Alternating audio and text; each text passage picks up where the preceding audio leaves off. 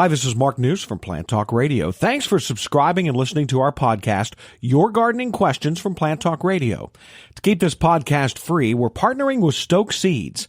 Pre-plan your indoor seed starting program today with the help of Stoke's 2018 Gardening Guide and their online articles. Whether you're adding texture through foliage, choosing a new variety for a splash of color, developing an existing garden, or starting from scratch, Stoke Seeds has some great catalog and online resources to help you through the process. More than just a listing of vegetable and flower seeds, the Stoke Seeds website is a complete resource center with valuable information on seed starting, planting, and harvesting, plus all the gardening accessories you need to make your garden the envy of the neighborhood. Get growing with Stokes. Now, today's question.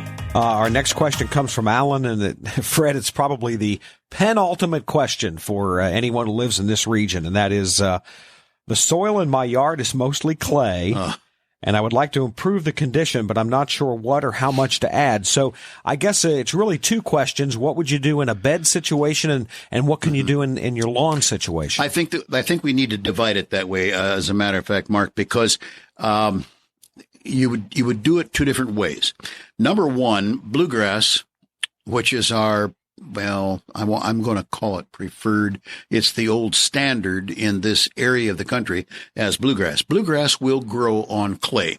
Now, it depends a little bit on how dense and a little bit on what you want out of a lawn, but you can actually work up the top 4 or 5 inches with a rotavator, etc., and stir it up. If you can, in a lawn, you can add some organic matter. You can bring in some topsoil to work in, etc., to that top several inches and get along fine with either seed or sod.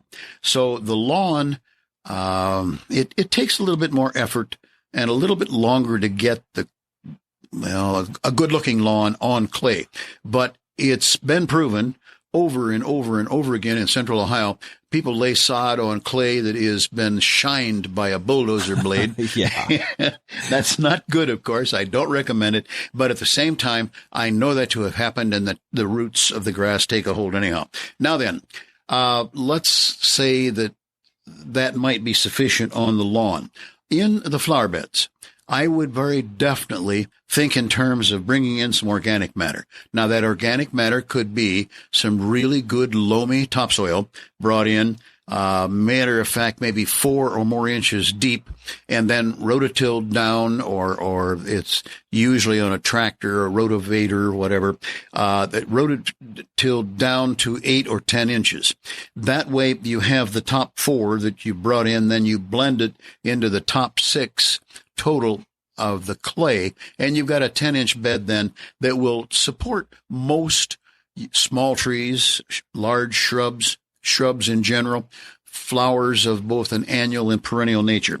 Let me tell you what not to do, and that is, I doubt that you can afford to buy enough sand to bring in to open the soil up, is what some people think. It really doesn't do that. One of the compositions in the early settlers' brick homes was clay with sand added and then baked.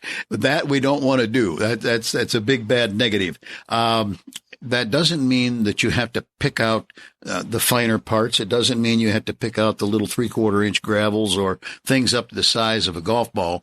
Things bigger than that, yes, I would, because when you go down on that with a shovel later on with your strong right or left arm and it jars you clear to the tips of your toes, you don't want big pieces in there.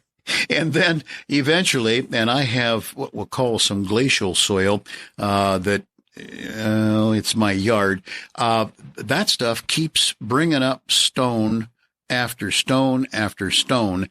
The freezing and thawing of our soils, as happens normally, causes the little pieces and particles more or less down toward sand size. It causes them to sink.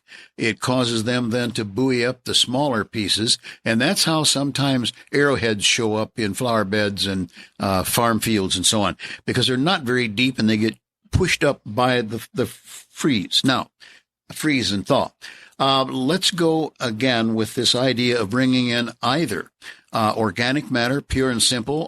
There are several sites around the state that have really good compost. Columbus happens to have the community compost down off of Route 104, just as a generality, where they bring in nearly all the leaves that they pick up along the streets of Columbus, which are many, many miles, and bring it in and put it in piles 5, 6, 7, 8 feet deep. Then they keep turning it and controlling it so it doesn't get above 140 degrees, literally kind of cooking itself down and becoming compost. That is wonderful stuff to add. It can be a little pricey by the time you bring in 4 inches over the whole bed area, but it's worth a try. You can buy bagged material, and plain old peat moss, really good peat moss, will work.